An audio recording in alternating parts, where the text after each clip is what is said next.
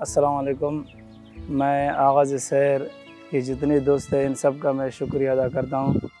इन्होंने जब फ़िल्टर लगा कर दिया, इससे पहले जो है ना हम ये नहर के जो ख़राब आलूदा पानी है वो पीते थे। अक्सर हमारे बच्चे बीमार हुआ करते थे और जब से इन्होंने लगाया पूरे जो है ना हमारे गाँव में, हमारे इलाके में खुशी की लहर बढ़ गई है।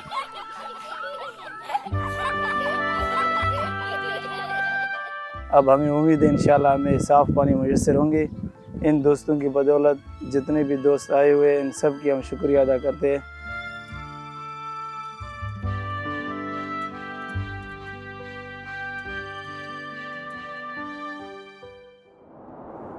आगाज़ शहर, हमारा आज़्म भलाई हर कदम।